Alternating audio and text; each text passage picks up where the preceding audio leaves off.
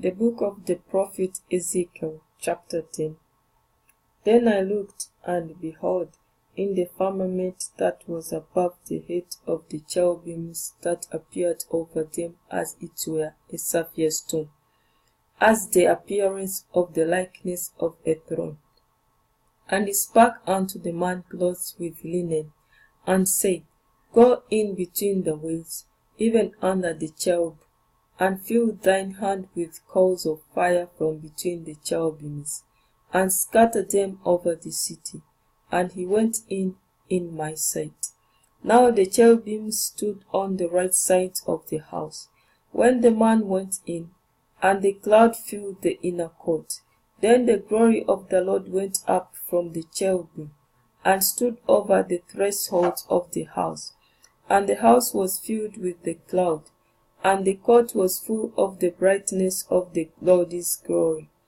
And the sound of the cherubim's wings was heard even to the outer court, as the voice of the Almighty God when he speaks. And it came to pass, that when he had commanded the man clothed with linen, saying, Take fire from between the wheels, from between the cherubims, then he went in, and stood beside the wheels. And one cherub stretched forth his hand from between the cherubims unto the fire that was between the cherubims, and took thereof, and put it into the hands of him that was clothed with linen, who took it and went out. And there appeared in the cherubims the form of a man's hand under the wings. And when I looked, behold, the four wheels by the cherubims, one wheel by one cherubim, and another wheel by another cherubim. And the appearance of the wheels was as the color of a bare stone. And as for their appearances, they four had one likeness, as if a wheel had been in the midst of a wheel. When they went upon their four sides. They turned not as they went, but to the place whither the head looked they followed it. They turned not as they went. And their whole body, and their backs, and their hands, and their wings, and the wheels were full of eyes round about, even the wheels that they four had. As for the wheels, it was cried unto them in my hearing, All will, and every one had four faces.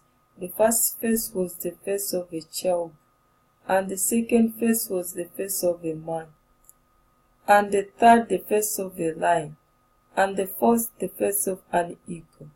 And the cherubims were lifted up. This is this living creature that I saw by the river Chebar. And when the cherubims went, the wheels went by them. And when the cherubims lifted up their wings to mount up from the earth, the same wheels also turned not from beside them. When they stood, these stood. And when they were lifted up, these lifted up themselves also. For the spirit of the living creature was in them.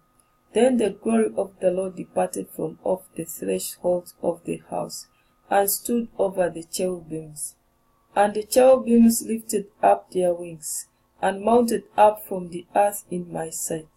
When they went out, the wheels also were beside them, and everyone stood at the door of the east gate of the Lord's house, and the glory of the God of Israel was over them above.